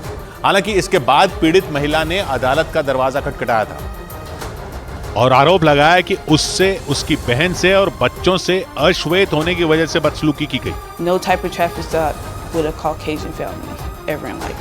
रंग भेद की वजह से टॉर्चर का ये मामला करीब 4 साल तक कोर्ट में रहा और अंत में कोलोराडो पुलिस और पीड़ित परिवार के बीच $19 लाख यानी भारतीय रुपयों में 16 करोड़ रुपए में समझौता हो गया। लेकिन पीड़ित परिवार के जहन में साल 2020 की ये तस्वीरें ताजा रहीं। It was more scary than anything because all I could hear was their crying and screams. छोटे छोटे मासूम बच्चों से जांच के नाम पर यह बदसलूकी उसी समय की गई थी जब अमेरिका में रंगभेद की वजह से जॉर्ज फ्लॉयड नाम के शख्स की हत्या कर दी गई थी। यानी दोनों मामले एक ही वक्त के थे। इस बीच तुर्की के इस्तांबुल में एक अदालत में हुई गोलीबारी से दहशत फैल गई। कतर के टीवी चैनल अल जजीरा के मुताबिक वहां 2 नकाबपोश हमलावरों ने ताबड़तोड़ गोलियां बरसाईं और इस गोलीबारी की वजह से वहां अफरा तफरी मच गई। तस्वीरों में दिखा कि उस कोर्ट के गेट पर लोगों की भारी भीड़ जमा हो गई क्योंकि अल जजीरा के मुताबिक हमलावरों ने 3 पुलिसकर्मियों समेत 6 लोगों को घायल कर दिया। हालांकि तुर्की की पुलिस ने जवाबी कार्रवाई में उन दोनों हमलावरों को ढेर कर दिया। मारे गए हमलावरों में एक महिला भी शामिल बताई गई। उन दोनों के शव अदालत परिसर में जमीन पर पड़े दिखाई दिए। अल जजीरा के मुताबिक उन हमलावरों ने उस कोर्ट के बाहर सुरक्षा में मौजूद पुलिस वालों पर फायरिंग की। दावा किया गया कि उनका इरादा तो अदालत के अंदर भी गोलीबारी करने का था। लेकिन तुर्की के पुलिस वालों की मुस्तैदी ने उनके मंसूबों पर पानी फेर दिया। तुर्की ने इसे आतंकी हमला करार दिया। इधर राहुल गांधी ने विपक्षी गठबंधन में दरार की खबरों को खारिज कर दिया। राहुल गांधी ने विपक्षी गठबंधन को मजबूत बताते हुए दावा किया कि ममता बनर्जी पूरी तरह इस गठबंधन का हिस्सा हैं। इस दौरान उन्होंने बीजेपी के साथ जाने पर नीतीश कुमार पर बड़ा हमला बोला।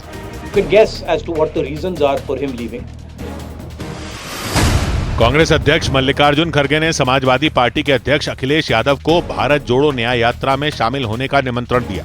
16 फरवरी को कांग्रेस की ये यात्रा उत्तर प्रदेश के चंदौली पहुंचेगी। अमेरिका के टेक्सास में कांग्रेस की भारत जोड़ो न्याय यात्रा के समर्थन में एक कार रैली का आयोजन किया गया। इस रैली में इंडियन ओवरसीज कांग्रेस के कई कार्यकर्ता शामिल हुए। उधर चंडीगढ़ मेयर चुनाव पर जारी घमासान के बीच आम आदमी पार्टी ने पीठासीन अधिकारी अनिल मसीह का एक वीडियो जारी किया।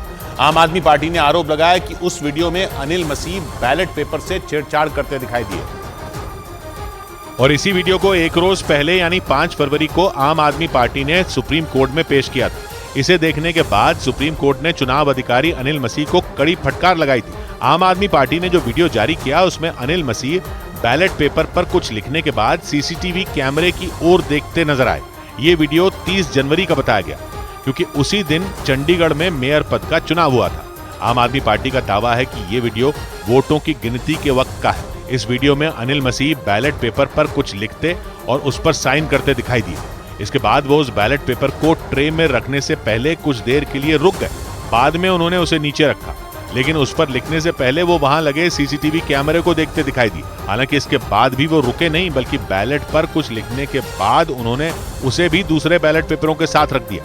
आम आदमी पार्टी ने आरोप लगाया कि इसी तरह उन्होंने उसके 8 वोट रद्द कर दिए थे और इसी वजह से चंडीगढ़ मेयर चुनाव में बीजेपी ने 4 वोटों के अंतर से विपक्षी गठबंधन को मात दे दी थी। लेकिन पीठासीन अधिकारी का यह वीडियो सामने आने के बाद चंडीगढ़ में विपक्षी गठबंधन के कार्यकर्ताओं ने उनके खिलाफ प्रदर्शन किया और उनकी तस्वीर पर कालिक पोत दी। चंडीगढ़ से जो तस्वीरें सामने आई उनमें एक तस्वीर में यूथ कांग्रेस के कार्यकर्ता पीठासीन अधिकारी अनिल मसीह की तस्वीर और पुतले के साथ प्रदर्शन करते दिखे। तस्वीरों पर कालिक लगी नजर आई। प्रदर्शनकारियों ने अनिल मसीह का एक पुतला भी बनाया और उसे जूतों की माला पहना दी।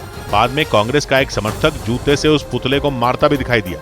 इस दौरान कांग्रेस के कार्यकर्ताओं ने वहां नारे लगाए और उन्हें गिरफ्तार करने की मांग की। अनिल मसीह को गिरफ्तार करो, गिरफ्तार करो, गिरफ्तार करो। आम आदमी पार्टी के कार्यकर्ता तो पिछले 3 दिन से विरोध जताने के लिए नगर निगम के दफ्तर के बाहर अनशन पर बैठे हैं। उन्होंने चुनाव में धांधली का आरोप लगाते हुए पीठासीन अधिकारी अनिल मसीह पर एक्शन होने तक अनशन जारी रखने का ऐलान किया।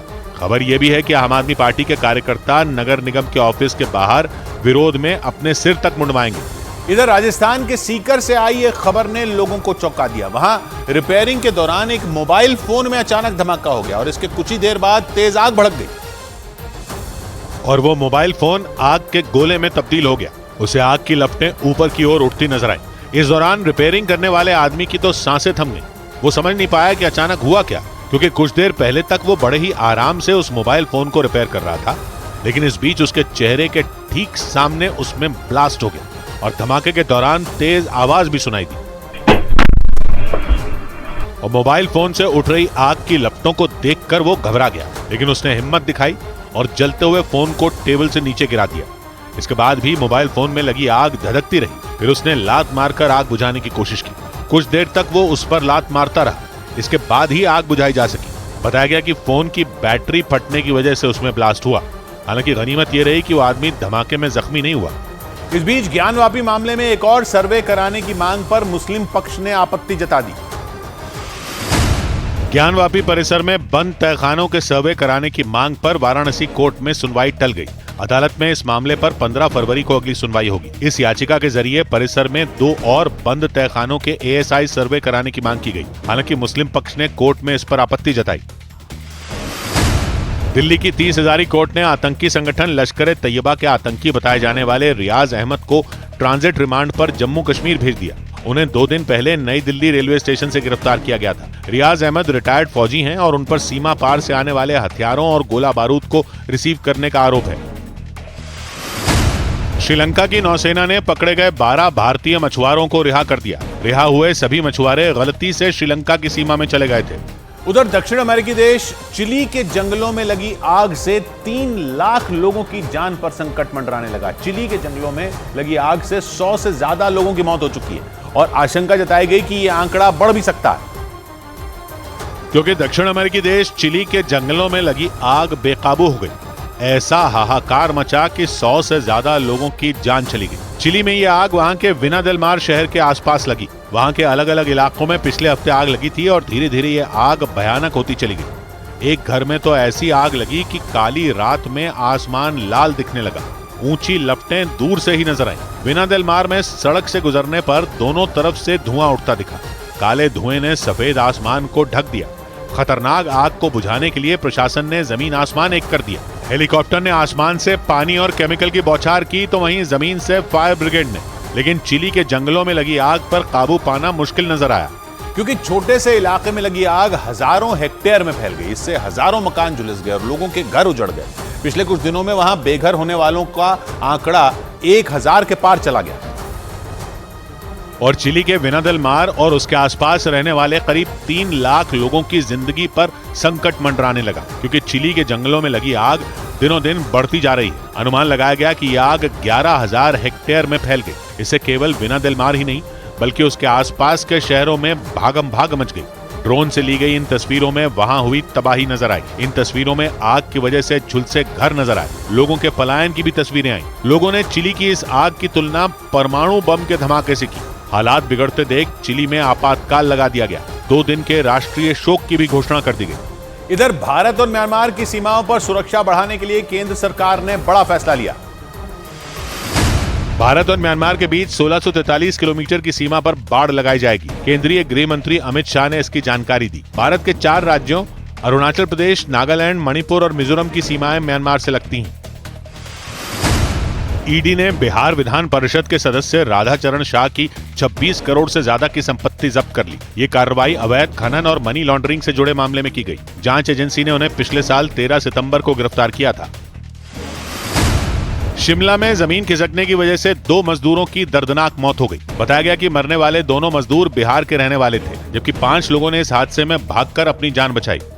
उधर यरूशलेम में चाकू से हमला करने वाले एक फिलिस्तीनी लड़के को इजराइल की पुलिस ने गोली मार दी। ये घटना उस वक्त हुई जब इजराइल के वो पुलिसकर्मी वेस्ट बैंक से लगने वाली सीमा के पास गश्त कर रहे थे और तभी उस लड़के ने एक पुलिसकर्मी पर चाकू से ताबड़तोड़ हमला कर दिया।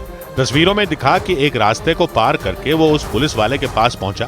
पुलिस वाले ने लड़के की तलाशी लेने के लिए हाथ बढ़ाया, लेकिन इतने में ही उसने अपनी जेब से चाकू निकाला और उसे तेजी से चलाना शुरू कर दिया। चाकू देखते ही पुलिस वाले ने लड़के का हाथ पकड़ने की कोशिश की, लेकिन वो अंधाधुंध वार करता रहा। उसे देखते ही पास में खड़े 2 पुलिसकर्मी भी दौड़कर वहां पहुंचे। हमले के बाद उस लड़के ने भागने की कोशिश की, लेकिन उन दोनों पुलिस वालों ने उस पर फायरिंग कर दी। गोली लगते ही वो लड़का मुंह के बल सड़क पर गिर गया। इजराइल के मीडिया के मुताबिक ये घटना उस वक्त हुई जब इजराइल के वो पुलिसकर्मी यरूशलेम की पूर्वी सीमा की सुरक्षा में तैनात थे, लेकिन तभी वेस्ट बैंक इलाके से आए 14 साल के उस फिलिस्तीनी लड़के ने चाकू से हमला कर दिया। पुलिस की गोली लगने से उस लड़के की वहीं मौत हो गई। इधर उत्तर भारत के मैदानी इलाकों को भले ही ठंड से राहत मिल गई हो, लेकिन हिमाचल प्रदेश और जम्मू कश्मीर के पहाड़ी इलाकों में बर्फबारी मुसीबत बनी हुई है। मौसम विभाग ने अनुमान जताया कि आने वाले 2 दिनों में पहाड़ी इलाकों में बर्फीले तूफान मुसीबत बन सकते हैं और इसके लिए अलर्ट भी जारी कर दिया गया। उत्तर भारत के पहाड़ी इलाकों में हुई रिकॉर्ड बर्फबारी पहले से मुसीबत बनी हुई है। सबसे बुरा हाल जम्मू कश्मीर का है, जहां श्रीनगर से जुड़ने वाले ज्यादातर अहम रास्ते बर्फबारी के कारण बंद हैं। यहाँ तक कि जम्मू से श्रीनगर को जोड़ने वाली मुगल रोड भी 10 दिन से बंद है। श्रीनगर को राज्य के अलग अलग हिस्सों से जोड़ने वाले रास्ते भी बंद हैं। हम इस वक्त टंगमाग एरिया में हैं और आप देख सकते हैं हर तरफ से यहाँ बर्फ देखने को मिल रही है। रास्तों को खोलना सरकारी एजेंसियों के लिए मुसीबत बना हुआ है। जम्मू कश्मीर में कई साल बाद ऐसी बर्फबारी हुई है। ऊपर से राज्य में ये बर्फबारी तब हुई जब मौसम के करवट बदलने की उम्मीद भी लोग छोड़ चुके थे, क्योंकि हर बार बर्फबारी दिसंबर में हुआ करती थी, लेकिन इस बार तो फरवरी की शुरुआत बर्फ के साथ हुई और इस बर्फ ने जम्मू कश्मीर ही नहीं बल्कि हिमाचल प्रदेश में भी मुश्किलें बढ़ा दी और इसकी वजह से हिमाचल प्रदेश में कई अहम रास्ते ठप हो गए। शिमला के पास तो बर्फबारी के कारण सैकड़ों गाड़ियां रास्तों में ही फंस गईं। इनमें एक एम्बुलेंस भी फंसी दिखाई दी। शिमला के जुंगा इलाके में तो जमीन खिसकने की घटना में 2 लोगों की जान चली गई, जबकि कई लोग जख्मी हो गए। मंजिल में जो 2 सोए हुए थे उनकी तो मौके पे ही मृत्यु हो गई। हिमाचल प्रदेश में ताजा बर्फबारी तो नहीं हुई, लेकिन पहले से जमा बर्फ के कारण बंद पड़े रास्ते खोले नहीं जा सके। हालांकि राहत की बात यह रही कि मौसम विभाग के मुताबिक अगले 5 दिन तक किसी नए वेस्टर्न डिस्टर्बेंस का अनुमान नहीं है, जिसका मतलब ये हुआ कि फिर से बारिश या बर्फबारी की गुंजाइश न के बराबर है। इस बीच तमिलनाडु के नागपट्टनम में किसानों ने कावेरी नदी के पानी की मांग करते हुए जमकर प्रदर्शन किया। उन्होंने सरकार से खेती के लिए और पानी की मांग की और इसमें उनका साथ दिया लेफ्ट पार्टी सीपीएम ने। प्रदर्शन कर रहे लोग नागपट्टनम में सीपीएम के झंडे लेकर पहुंचे। वो लोग आगे बढ़ने की कोशिश में थे, लेकिन पुलिस वालों ने उन्हें बीच रास्ते में ही रोक दिया। इसके बाद वो सड़क पर ही धरना देकर बैठ गए। किसानों ने सरकार से मांग की कि उन्हें करीब 11 करोड़ लीटर पानी मुहैया कराया जाए और उन्होंने ये प्रदर्शन इसलिए किया क्योंकि कर्नाटक और तमिलनाडु के बीच कावेरी नदी के पानी के बंटवारे को लेकर कई साल से विवाद चल रहा है। क्योंकि तमिलनाडु सरकार का मानना है कि कर्नाटक ने कावेरी पर बांध बनाकर उसके हिस्से के पानी को रोक दिया। हालांकि दोनों राज्यों के बीच कावेरी नदी के पानी के बंटवारे का कोटा फिक्स्ड है, लेकिन तमिलनाडु के लोग अपने हिस्से को बढ़ाने की मांग कर रहे हैं, क्योंकि वहां के किसानों का आरोप है कि उन्हें जितना पानी मिल रहा है उससे खेती करना मुश्किल है। इधर देश के कई शहरों में कुत्तों के हमलों की बढ़ती घटनाओं के बीच पंजाब के जालंधर से भी खौफ से भर देने वाला एक ऐसा ही मामला सामने आया। वहां एक बुजुर्ग महिला पर एक साथ 4 कुत्तों ने हमला बोल दिया और दहशत से भर देने वाली यह घटना उस वक्त हुई जब वो महिला एक सुनसान गली से गुजर रही थी। दिल दहला देने वाली इस घटना का जो वीडियो सामने आया उसमें वो बुजुर्ग महिला एक तरफ से आती दिखाई दी। पूरी तरह शांत पड़ी गली में वो धीरे धीरे आगे बढ़ती नजर आई, लेकिन तभी गली के मोड़ से एक के बाद एक 3 कुत्ते तेजी से बुजुर्ग महिला की तरफ झपट पड़े।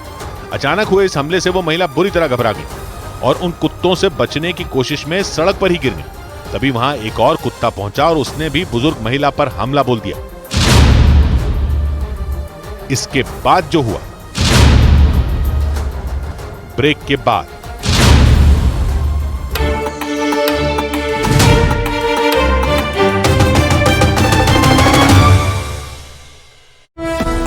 में मनरेगा स्कैम को लेकर कई जगहों पर ईडी की छापेमारी। मनरेगा स्कैम को लेकर झाड़ग्राम, बहरमपुर समेत कई जगहों पर ईडी की रेड। बंगाल में ईडी की रेड पर टीएमसी नेता शशि पांजा ने केंद्र सरकार पर साधा निशाना। कहा कि कल शुभेंदु अधिकारी दिल्ली में बड़े नेताओं से मुलाकात करेंगे और आज ईडी ने ये रेड की। बिहार विधान परिषद के सदस्य राधाचरण शाह के खिलाफ ईडी ने अवैध खनन और मनी लॉन्ड्रिंग केस में की बड़ी कार्रवाई। ईडी ने 26 करोड़ से ज्यादा की प्रॉपर्टी कुर्क की। लोकसभा में बजट सत्र के दौरान जम्मू और कश्मीर स्थानीय निकाय कानून संशोधन विधेयक बिल हुआ पास। केंद्रीय गृह राज्य मंत्री नित्यानंद राय ने लोकसभा में पेश किया था बिल। इस बिल से जम्मू कश्मीर में पहली बार स्थानीय निकाय चुनाव में ओबीसी को आरक्षण मिलेगा। तमिलनाडु के लिए एनडीआरएफ फंड की मांग को लेकर डीएमके एमपी सांसदों ने सदन से किया वॉकआउट। सांसदों ने केंद्र सरकार पर लगाए फंड ना देने के आरोप। बिहार में फ्लोर टेस्ट से पहले जीतन राम मांझी ने एक बार फिर बीजेपी जेडीयू पर प्रेशर बढ़ाया है। मांझी ने कहा कि एक रोटी से पेट नहीं भरता है, कम से कम दो तो दीजिए। स्वर कोकिला लता मंगेशकर की दूसरी पुण्यतिथि पर यूपी के सीएम योगी आदित्यनाथ ने उन्हें नमन किया। ट्वीट के जरिए सीएम योगी ने उन्हें श्रद्धांजलि अर्पित की। केरल के वित्त मंत्री ने बजट को लेकर केंद्र सरकार पर लगाए गंभीर आरोप। केएन बालागोपाल ने आरोप लगाया कि केंद्र सरकार की वजह से राज्य का विकास हो रहा है प्रभावित। पीएम मोदी को लेकर बदले उद्धव ठाकरे के सुर। ट्वीट कर लिखा, मोदी जी हम आपके कभी दुश्मन नहीं थे, हमेशा आपके साथ थे, लेकिन आपने ही हमें दूर कर दिया। अयोध्या के राम मंदिर में भक्तों को दर्शन कराने के लिए महाराष्ट्र से शुरू हुई आस्था स्पेशल ट्रेन। राम भक्तों को लेकर अयोध्या के लिए रवाना हुई पहली आस्था स्पेशल ट्रेन। आज शाम को अजीत पवार के आवास पर होगी एनसीपी गुट की बैठक में छगन भुजबल की नाराजगी और इस्तीफे को लेकर होगी चर्चा। राज्यसभा चुनाव को लेकर उम्मीदवार के नाम पर चर्चा भी संभव। अयोध्या में रामलला के दर्शन करेगी अरुणाचल प्रदेश की कैबिनेट। अरुणाचल प्रदेश के मुख्यमंत्री पेमा खांडू और उनकी कैबिनेट के मंत्री अयोध्या में करेंगे रामलला के दर्शन। लोकसभा में प्रधानमंत्री के 400 पार के दावे पर आरजेडी नेता मनोज झा ने पलटवार किया। मनोज झा ने कहा कि इस दावे का मतलब यह है कि ईवीएम सेट है। लोकसभा के अध्यक्ष ओम बिरला ने पूर्व उपराष्ट्रपति वेंकैया नायडू से मुलाकात की। इस दौरान ओम बिरला ने वेंकैया नायडू को शॉल उड़ाकर सम्मानित किया। झारखंड में राहुल गांधी का इंडी गठबंधन पर बड़ा बयान। ममता बनर्जी को बताया गठबंधन का हिस्सा, जबकि ममता बनर्जी पश्चिम बंगाल में अकेले चुनाव लड़ने का कर चुकी हैं ऐलान। न्यूज 18 इंडिया चौपाल में बीजेपी अध्यक्ष जेपी नड्डा ने कांग्रेस पार्टी और राहुल गांधी पर निशाना साधा। जेपी नड्डा ने इशारों में कहा कि जोड़ो यात्रा करने वाले तोड़ने की बात कर रहे हैं।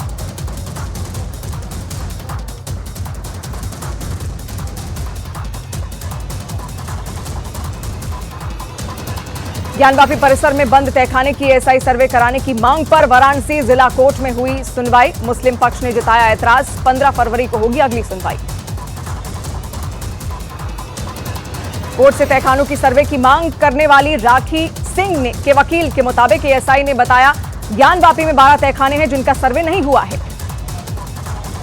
ज्ञानवापी के व्यासजी तहखाने में पूजा की इजाजत दिए जाने के खिलाफ मुस्लिम पक्ष की याचिका पर आज हाईकोर्ट में सुनवाई होगी। वाराणसी कोर्ट ने 31 जनवरी को एक आदेश जारी करते हुए हिंदू पक्ष को पूजा की इजाजत दी थी।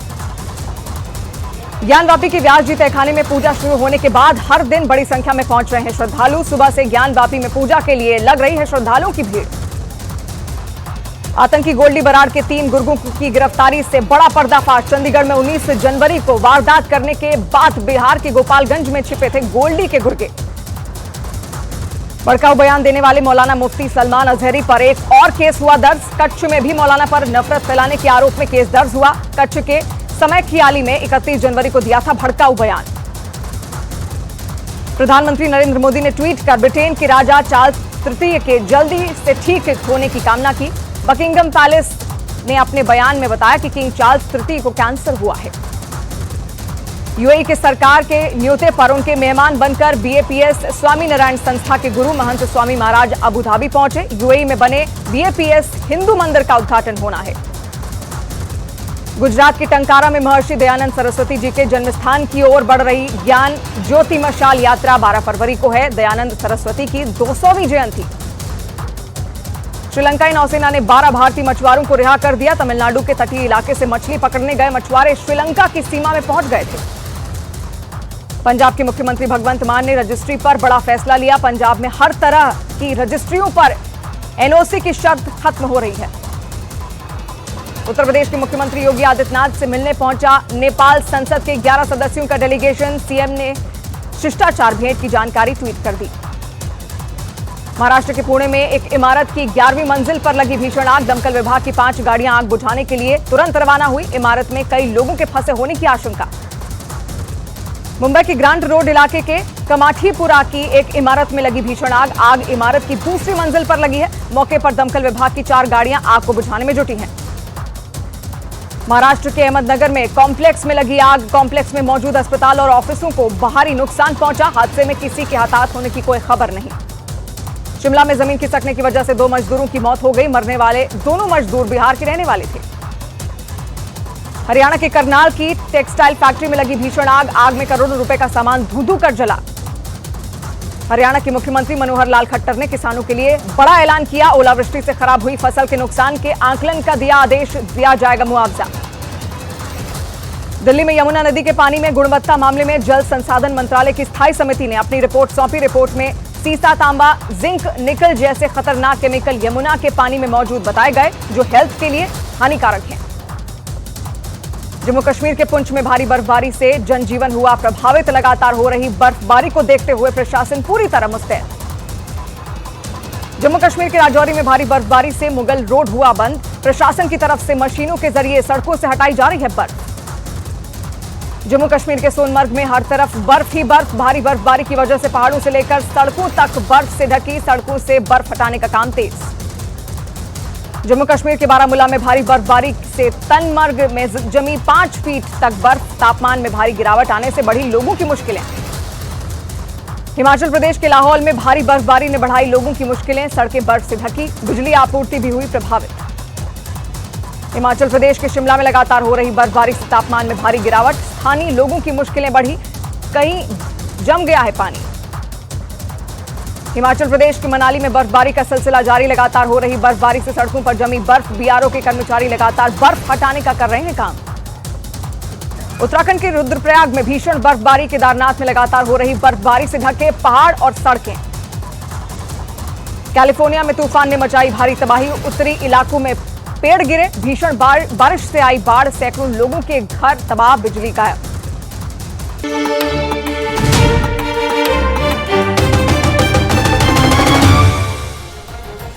देश के कई शहरों में कुत्तों के हमलों की बढ़ती घटनाओं के बीच पंजाब के जलंधर से भी खौफ से भर देने वाला एक ऐसा ही मामला सामने आया। वहां एक बुजुर्ग महिला पर एक साथ 4 कुत्तों ने हमला बोल दिया। और दहशत से भर देने वाली यह घटना उस वक्त हुई जब वो महिला एक सुनसान गली से गुजर रही थी। दिल दहला देने वाली इस घटना का जो वीडियो सामने आया, उसमें वो बुजुर्ग महिला एक तरफ से आती दिखाई दी। पूरी तरह शांत पड़ी गली में वो धीरे धीरे आगे बढ़ती नजर आई। लेकिन तभी गली के मोड़ से एक के बाद एक 3 कुत्ते तेजी से बुजुर्ग महिला की तरफ झपट पड़े। अचानक हुए इस हमले से वो महिला बुरी तरह घबरा गई और उन कुत्तों से बचने की कोशिश में सड़क पर ही गिर गई। तभी वहां एक और कुत्ता पहुंचा और उसने भी बुजुर्ग महिला पर हमला बोल दिया। हालांकि कुछ सेकंड तक बुजुर्ग महिला को बुरी तरह नोचने के बाद वो कुत्ते वहां से भागकर गली के मोड़ पर पहुंच गए। बताया गया कि कुत्तों के हमले में वो महिला बुरी तरह जख्मी हो गई और उन्हें बाद में इलाज के लिए अस्पताल में भर्ती करवाया गया। उधर महाराष्ट्र में शरद पवार की पार्टी को चुनाव आयोग ने बड़ा झटका दे दिया। चुनाव आयोग ने अजीत पवार गुट को असली एनसीपी माना। चुनाव आयोग के मुताबिक अजीत पवार गुट को एनसीपी का नाम और चुनाव चिन्ह इस्तेमाल करने का अधिकार है। हालांकि आयोग ने शरद पवार को नई पार्टी बनाने के लिए 3 नाम देने को कहा। शरद पवार गुट को ये नाम शाम 4 बजे तक देने होंगे। चुनाव आयोग के फैसले के बाद पूरे महाराष्ट्र में अजीत पवार के समर्थक जश्न में डूब गए। अजीत पवार 2 जुलाई 2023 को एनसीपी के 8 विधायकों के साथ महाराष्ट्र की शिंदे सरकार में शामिल हो गए थे। उन्होंने अपने साथ एनसीपी के 40 विधायकों के समर्थन का दावा किया था। गठबंधन सरकार में अजीत को डिप्टी सीएम बनाया गया था। शरद पवार से बगावत के बाद अजीत ने 30 जून को दावा किया था कि बहुमत उनके पास है, इसलिए पार्टी पर उनका अधिकार है। जो पार्टी का नाम था, पार्टी का सिंबल था, पार्टी का फ्लैग था, वो सभी हमारे लोगों के साथ उन्होंने डिसीजन जो दिया उसमें बारे में हम बहुत खुश हैं। उधर चुनाव आयोग के फैसले के बाद शरद पवार की बेटी सुप्रिया सुले ने अपनी नाराजगी जाहिर की। उन्होंने आरोप लगाया कि इस फैसले के पीछे चुनाव आयोग नहीं किसी और का हाथ है। इस देश में कश्मीर टू कन्याकुमारी किसी से भी पूछो एनसीपी किसकी है तो शरद पवार का ही नाम लेगा। लेकिन ठीक है, माहौल कुछ और है, अदृश्य शक्ति इस देश में है जो ये सब कर रही है। ठीक है, लड़ लेंगे यार। इधर लोकसभा में एक दलित केंद्रीय मंत्री को अनफिट कहने पर हंगामा हो गया। सदन में तमिलनाडु के लिए केंद्र की बाढ़ सहायता पर चर्चा के दौरान डीएमके सांसद टीआर बालू ने केंद्रीय राज्य मंत्री एल मुरुगन को अनफिट बता दिया और उनसे अपनी सीट पर बैठ जाने की अपील करते दिखे। You are unfit to be a member of parliament. Please sit down. You are unfit to be the responsible minister also. अपने सांसद के लिए अनफिट शब्द सुनते ही बीजेपी आग बबूला हो गई। बीजेपी ने डीएमके सांसद टीआर बालू को घेर लिया। सबसे पहले मोर्चा संभाला प्रहलाद जोशी ने। उन्होंने खड़े होकर तुरंत अपनी नाराजगी जाहिर की। You cannot call our minister unfit. Who are you to do that? Who are you to do that? अपने साथी मंत्री को अनफिट कहे जाने पर प्रहलाद जोशी के साथ बीजेपी सांसद अर्जुन राम मेघवाल भी अपनी सीट से खड़े हो गए और डीएमके सांसद पर बरस पड़े। आपने कैसे एक मंत्री को अनफिट कह दिया? इस दौरान केंद्रीय राज्य मंत्री एल मुरुगन पर की गई टिप्पणी को बीजेपी ने असंसदीय बता दिया। बीजेपी के कई सांसदों ने अपने सीट पर खड़े होकर दलित केंद्रीय मंत्री के अपमान पर डीएमके सांसद का विरोध शुरू कर दिया। वो भी दलित मंत्री को और आपने दलित मंत्री। टीआर बालू के अनफिट वाले बयान के बाद देखते ही देखते लोकसभा सत्ता पक्ष और विपक्ष के बीच जंग का मैदान बन गई और वहां काफी देर तक हंगामा होता रहा। लोकसभा में बीजेपी के सांसद इस बात पर अड़े रहे कि टीआर बालू माफी मांगे, लेकिन डीएमके सांसद तमिलनाडु के लिए केंद्र की तरफ से मिलने वाली आर्थिक मदद को लेकर सवाल उठाते दिखे।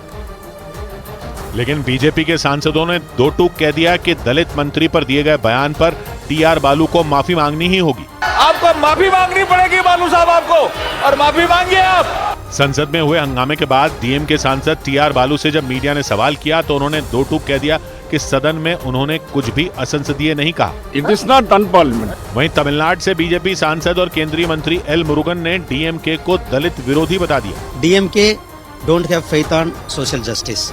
DMK don't want see one downtrodden community person as a minister. Lok Sabha में दोनों पार्टियों के घमासान की वजह से काफी देर तक सदन की कार्यवाही रुकी रही। उधर जम्मू कश्मीर के निकाय चुनाव में ओबीसी कैटेगरी को आरक्षण देने की तैयारी तेज हो गई। जम्मू कश्मीर के स्थानीय निकायों में ओबीसी कैटेगरी को आरक्षण देने के लिए एक विधेयक लोकसभा में पारित कर दिया गया। इससे पहले जम्मू कश्मीर में पंचायतों और नगर पालिकाओं में ओबीसी कैटेगरी के लिए अलग से आरक्षण का कोई प्रावधान नहीं था। बिहार के गया में नक्सली संगठन से जुड़े एक संदिग्ध को गिरफ्तार कर लिया गया। पुलिस ने दावा किया कि उसके पास से 3 मोबाइल फोन और कुछ कैश समेत नक्सलियों से जुड़े दस्तावेज बरामद किए गए। बताया गया कि कुछ लोगों ने उसे अवैध वसूली की मांग करते हुए पकड़ा और फिर पुलिस के हवाले कर दिया। माओवादी का लेटर पैड पर लेवी संबंधी पत्र उसे पास से प्राप्त हुआ। महाराष्ट्र के कोल्हापुर में कुछ लड़कों ने फास्ट फूड की एक दुकान में तोड़फोड़ कर दी। आरोप है कि उन लड़कों ने फ्री में खाना मांगा था, लेकिन दुकानदार ने खाना देने से मना कर दिया। इसके बाद उन लड़कों ने वहां उपद्रव मचाया।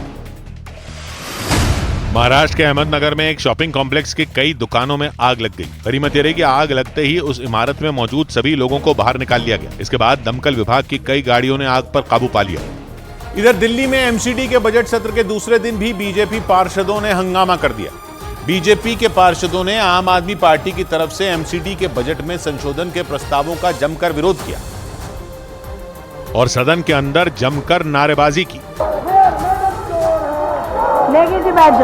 हंगामे के दौरान कुछ पार्षद तो सदन में बैठने के लिए लगी बेंच पर चढ़ गए। बीजेपी के कई पार्षद हाथों में पोस्टर लेकर महापौर शैली ओबरॉय की सीट के सामने पहुंच गए। बीजेपी के साथ कांग्रेस के भी कुछ पार्षदों ने आम आदमी पार्टी के खिलाफ नारेबाजी की। इस दौरान शैली ओबरॉय बार बार पार्षदों को हंगामा नहीं करने और शांति से अपनी सीट पर बैठने की अपील करती दिखी।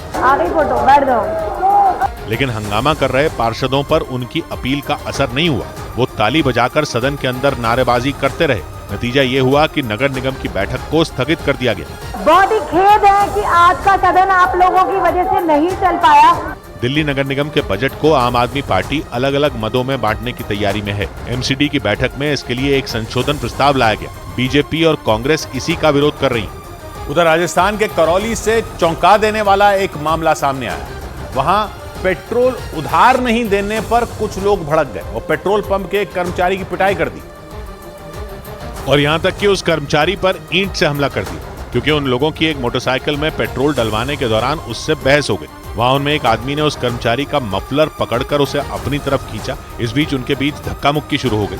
हालांकि इस आदमी के साथ आए दूसरे लोग बीच बचाव करते नजर आए, लेकिन उसने कर्मचारी की गर्दन पकड़ ली। इसके बाद ऐसा लगा जैसे मामला शांत हो गया, लेकिन कुछ ही दूर जाकर उस आदमी ने ईंट उठा ली और हमला करने के लिए दौड़ पड़ा। हालांकि कुछ और लोग वहां आ गए और उसे अपने साथ ले गए, लेकिन उसने उन लोगों पर भी हमला कर दिया। इसके कुछ ही मिनट बाद उसने उस कर्मचारी के सिर पर ईंट मार दी और इससे भी मन नहीं भरा तो जोरदार थप्पड़ जड़ दिया। बताया गया कि उधार पर पेट्रोल न देने पर यह मारपीट की गई। इस बीच सुरक्षा एजेंसियों ने गैंगस्टर गोल्डी बराड़ के गुर्गों के नेपाल भागने के प्लान को फेल कर दिया। सुरक्षा एजेंसियों और पंजाब पुलिस की संयुक्त कार्रवाई में गैंगस्टर गोल्डी बराड़ के 3 गुर्गों को उत्तर प्रदेश के गोरखपुर से गिरफ्तार कर लिया गया। दावा है कि वो तीनों बदमाश चंडीगढ़ में एक वारदात को अंजाम देने के बाद बिहार के गोपालगंज भाग गए थे और वहां से वो गोरखपुर के रास्ते नेपाल भागने की फिराक में थे। बिहार के गोपालगंज में उत्पाद विभाग की टीम ने छापेमारी के दौरान अवैध शराब से भरी एक नाव को जब्त कर लिया।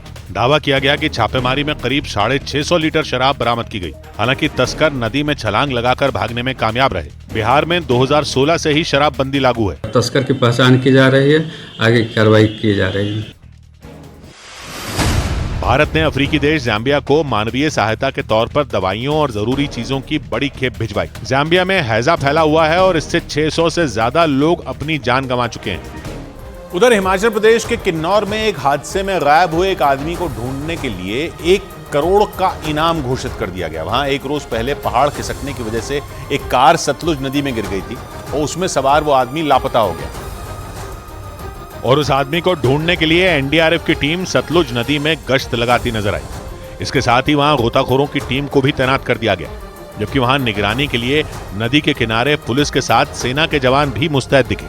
उसे ढूंढने के दौरान वो कार बरामद कर ली गई, जिसे पुलिस कर्मी और वो जवान खींचकर पानी से बाहर निकालते दिखाई दिए।